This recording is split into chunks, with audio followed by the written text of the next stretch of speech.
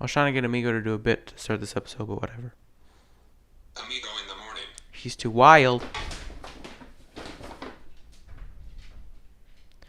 Hello, welcome to Amigo in the Morning. I'm your host, One as always, coast to coast and around the world. Welcome to Minneapolis. This thing even, I don't know, Amigo knocked it over a bunch of times, so we'll see. Good dog. This is going to be a long episode. This is also going to be a late episode, but you're going to see why for a reason. Let's just get into it. Alright, yesterday, 6.9 magnitude earthquake hit LA a day after 6.4. I saw 7.1 yesterday. I guess today was called 6.9. I don't know. Maybe the San Andreas fault is erupting or whatever, and that's going to be the end of California. Who knows? Hopefully not. That's scary. I have never felt an earthquake because, I live in the Midwest and it doesn't really happen. I can't imagine what it would feel like. When I used to go to Vikings games, I would always be scared that an earthquake was happening, but it's really just people stomping on the stomping, I guess, to make noise. And I was always get scared. I'm like, oh my god, it's shaking. Oh my god. But then I realized, wait a minute.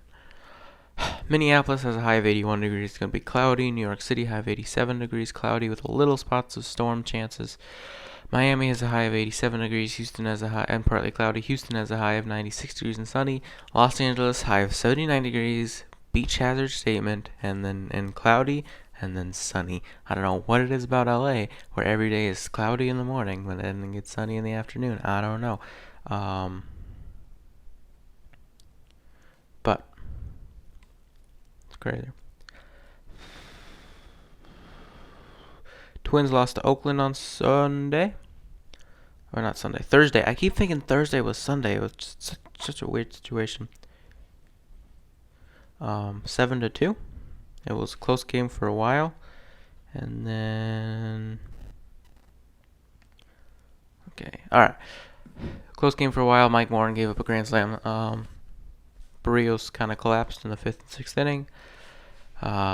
Yeah, but yesterday the Twins came back. The Twins that we know and love came back. They won 15-6 against the Rangers. It was 9-0 at one point. Ready? Kepler went 2 for 4. Polanco went 2 for 5. Cruz went 1 for 2. Sano pinch hit went 1 for 3. Garver went 2 for 4. Gonzalez went 3 for 4. Cruz went 2 for 5. Arias went 2 for 5. Scope went 3 for 5. Buxton went 2 for 5. A lot of hits. 20 hits to be exact. Home runs by Arias, his second of the year in his career. Polanco hit his 13th, Scope hit his 14th, and Garver hit his 13th. They scored 6 runs in the second inning, including 2 homers. Rangers scored 5 in the 7th. Perez kind of collapsed there in the 7th. Perez went 6 innings, 7 hits, 4 runs, 2 walks, 3 strikeouts. All of those runs were in 1 inning, the 7th. Bullpen went 3 innings pitched, 3 hits, 2 runs, no walks, no strikeouts, and 2 homers given up.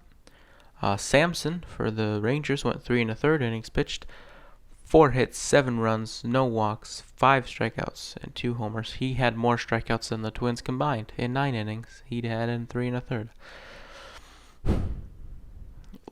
Former Twin legend Logan Forsythe went 2 for 4 with a homer, and other former Twin legend Danny Santana went 0 for 4 with an RBI and a strikeout. Around the MLB, KC beat the Washington 7-4 in 11 innings. The Brewers beat Pittsburgh 7-6 in 10 innings. Orioles beat the Blue Jays 4-1. Red Sox beat the Tigers 9-6. Philadelphia beat New York Mets 7-2. Athletics beat the Mariners 5-2. Yankees beat the Braves, of course they did, 8-4. Judge hit 2 homers in 11 innings. Miami lost to Atlanta 1-0 in a walk-off. Angels beat the Astros 5-4. Verlander had a bad day. I heard he gave up like 3 homers. Diamondbacks beat Colorado 8-0. San Diego beat Dodgers 3-2. And Cardinals beat the Giants 9-4. I don't know why Vladimir Guerrero Jr. is going to be in the home run derby. He has 8 career homers, but whatever. Houston was the 2 seed for a little bit. Twins had dropped all the way from 1 down to 3, and then yesterday they went back up, so they're half a game better than Houston. So if the season ended today, they would host Houston in the ALDS. Rangers and Twins play today at 1:10 p.m. on Fox Sports North. Rangers are now 47-41. Twins are now 55-32. I got the record wrong last episode. I wrote down that they're 53-30, and I said 53-31. I guess they must have been 54-31. So I don't know. It's Jesse Chavez for the Rangers. He's 3-3 with a 2.97 ERA, and for the Twins, it's Michael Pineda. He's 5-4 with a 4.78 ERA. We'll see how game 2 goes. And here's why today is going to be a long episode, I think. Just a theory. I want to talk about the NBA offseason, but I don't want to do it myself because I don't know about it that well. So let's do this instead.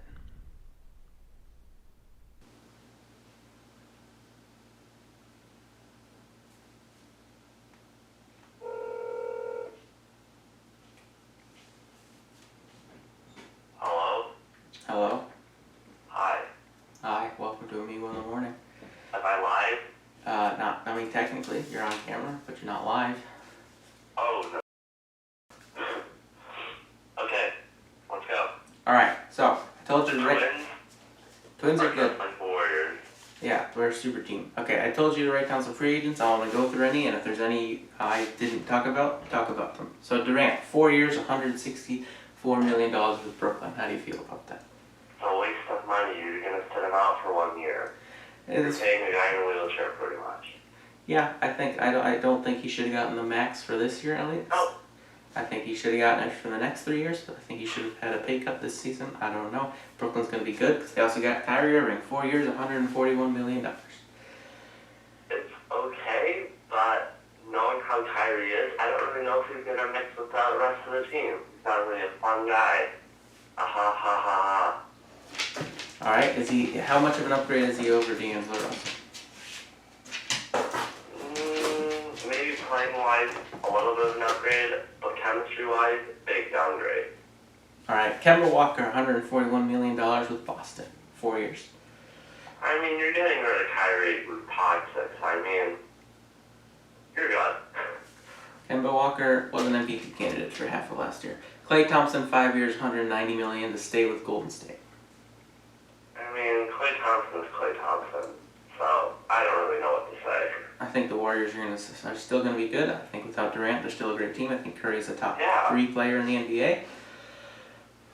I mean, you got Curry, you got Draymond. You got D'Angelo. We'll talk about that later. Jimmy Butler, 4 years, $142 million to Miami and a sign and trade. I mean, I don't know how it's going to work out. Joey always wants to win. That's the thing. That's what he's really going to win in Miami. No, he's not, especially that they traded away Hassan Whiteside. There's no one to back him up. It's just going to be him. And whatever that one guy's name is, Tyler Hero. Everybody was talking about how Jimmy Butler was right and Towns and Wiggins were soft and he just wanted to win, but at the same time, he only wanted to be traded to the Clippers, Knicks, or Nets, 3 teams who don't win very often. But I mean that he knew that if he goes to the Clippers, Knicks, or Nets, there's a lot of tasks basically he can sign with someone else there. Yeah, but he also just wanted max contracts. Yeah. D'Angelo Russell, 4 years, $117 million, Golden State sign and trade. This one hurts the most. Obviously, you don't need 2 point guards on one team. D'Angelo's not going to function as a shooting guard, or if you place D'Angelo out of the point guard position, Steph's not going to function like a shooting guard. Rumor is that they're going to trade him next offseason once Klay's back fully healthy. Then yeah, go ahead, trade him. Just trade him. Keep him on your bench. The Timberwolves, they always come so close, and just like every other Minnesota sports team, well, not the Twins. They fell short. Well, Twins have gotten to the playoffs a few times, but the Yankees exist, so it doesn't really matter. This one isn't a free agent, but Anthony Davis got traded to the Lakers for Lonzo Ball, Brandon Ingram, Josh Hart, and 3 first-round picks. I mean, I think this is good for the Pelicans. You have a lot of picks. You got a lot of young, good talent, especially in Brandon Ingram and Lonzo Ball. Obviously, Lonzo's the GOAT. So you have a lot of good talent there to surround around Zion. Maximum, you just trade those players away, the young core, or for someone else. I think both teams got better. I think the Lakers got a great player, and they lost some of their young players, but they still got Kuzma, and they still got the best player in the NBA, and the Pelicans got a bunch of young players who will help them. Yeah. All right. Before we talk about that last free agent who signed today, is there any other ones? Oh, well, obviously, Danny Green going to the Lakers, making his announcement on Instagram. One of the most boring announcements I've ever seen. I'm so excited to go to the Lakers. You don't seem excited for 2 years. $30 million, not that big of a move. I mean, I think it's a little overrated contract. I think the Jazz spent too much for Mike Conley. So I mean, like, the Jazz really have a good team right now. I mean, they're going to be 4 or 5 seed, I bet, in the West. This was my bold prediction last year. It's my bold prediction again. The Jazz will miss the playoffs. You're wrong. Rubio's gone, which is almost a good thing for them. But, I mean, they got Donovan Mitchell, Rudy Gobert, and Mike Conley. I don't think they have much of a bench left at this point. Yeah, but what about Malcolm Brogdon going to the Pacers? I mean, the Bucks really lost out. Eastern Conference is weird. I don't know much about it. Oh. All right. What Timberwolf next year, other than Towns, would be most likely to be an All-Star? None of them. No one else deserves to be on that team. If you had Actually, I think Carl Anthony Towns is a little too overrated.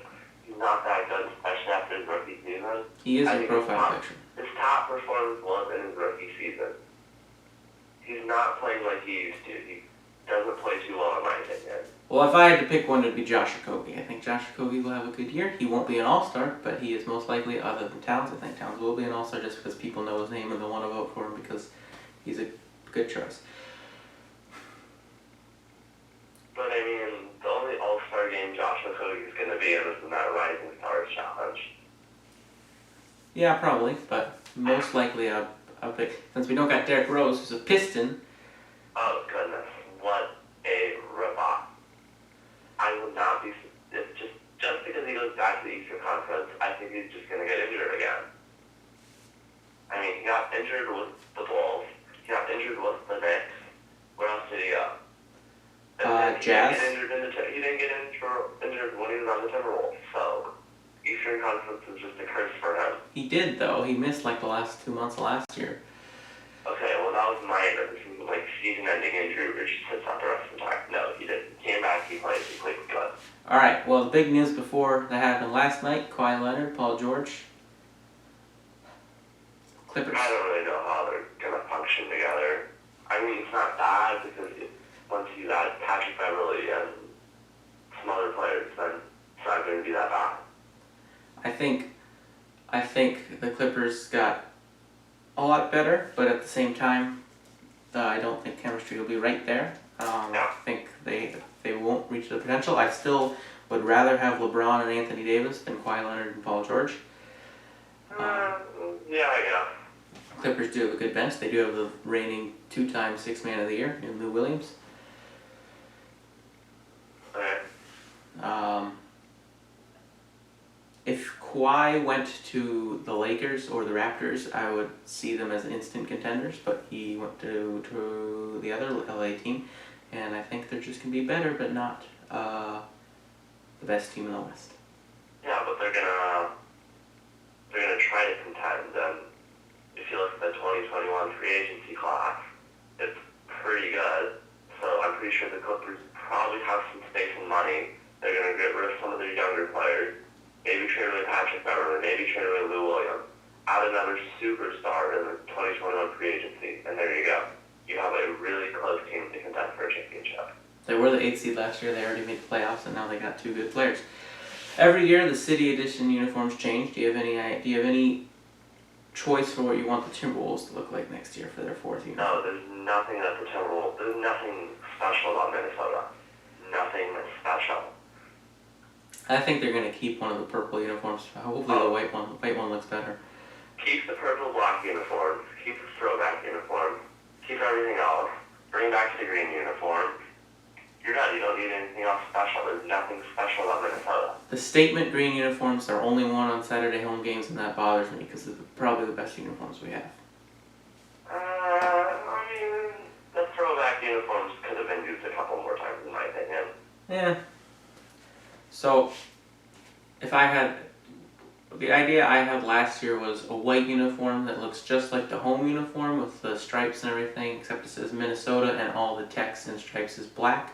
That was before they had the throwback. I thought we needed more black in the color scheme, so at this point, it's still kind of something I would want to see a concept of, but not really actually be in. Why don't we just flip the uniforms upside down? There you go. That could be your new city uniform. That would be interesting. Let's see. Okay, who is your early favorite for the finals and the best team? Early favorite for the finals. I don't know. Not the Timberwolves for sure. Yeah, Timberwolves are probably going to be the 15th seed. I mean, a potential finals matchup is either going to be between the Lakers. I mean, okay, so if we look at it, Final Four teams, East and West, it's probably going to be Lakers, Warriors in the West, and then probably I can see the Bucks and Sixers, I bet. So between those four teams, those are probably going to just make the finals. Yeah.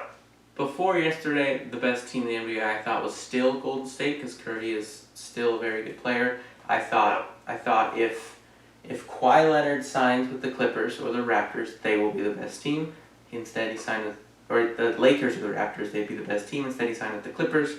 Yesterday, my 8 teams for the playoffs in order would have been Golden State, Houston, Lakers, Pelicans, Thunder, Trailblazers, Nuggets, and Clippers. But after that, I would go Golden State, Lakers, Clippers, Rockets, Pelicans, Trailblazers, Nuggets, and then OKC or San Antonio. I don't know if Westbrook can carry that team enough to make the playoffs.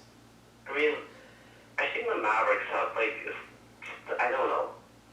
I think if Luka Doncic just has an absolutely great season, Porzingis after getting his contract signed, just has a good season with Marjanovic, I think the Mavericks have a good chance to maybe 4 or 5 seasons left.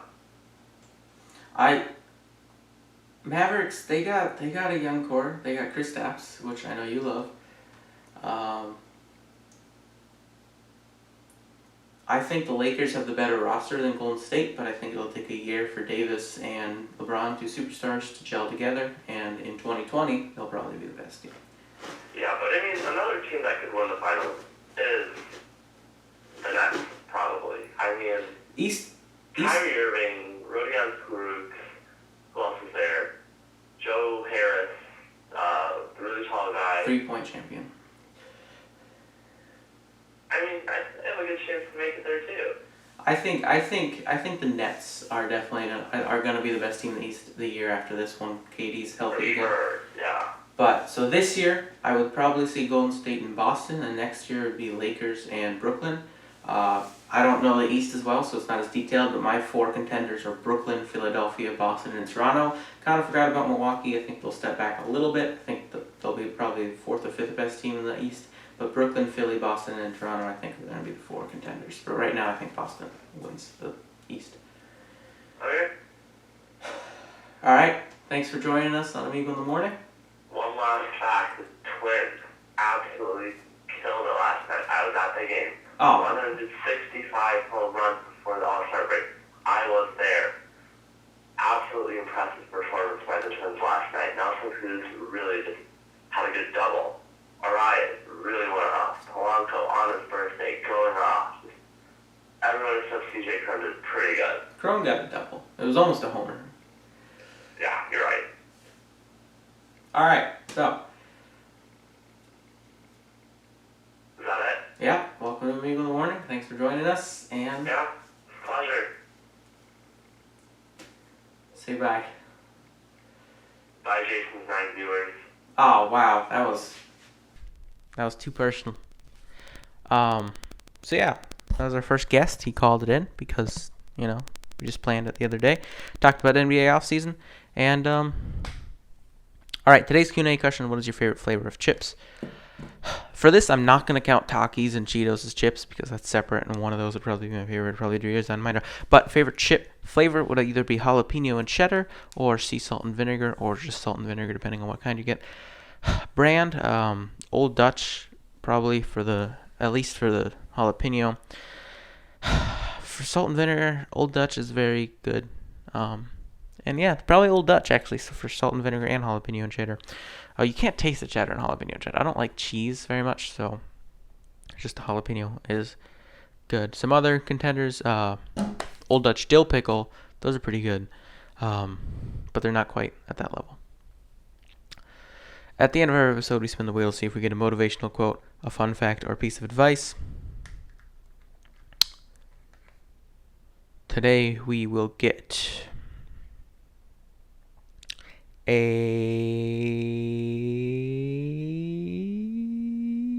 fun fact. Today's fun fact is there is an island in Japan that is only inhabited by bunnies. That would be an interesting island to go to. There might be too many. They'd probably be pretty cute. You probably pet some. Probably not because they're quick and they're going to run. Unless there's a lot of them, then they can't run anywhere. You can just pet them. Subscribe to this channel. Subscribe to Amigo in the Morning. Subscribe to the main channel, OFFSEASON 1. Subscribe to the second channel, OFFSEASON 2. Follow me on Instagram at OFFSEASON1 at Amigo in the Morning. Follow me on Twitter at OFFSEASON at Amigo in the AM. Add me on Snapchat, OFFSEASON. Go to my website, jasonsell.wixsite.com/jsellers. And Breakout Creator of the Year 2020. Thanks for watching. It was a long episode. Maybe the longest. I don't know. I doubt it. Go Twins. Beat Texas.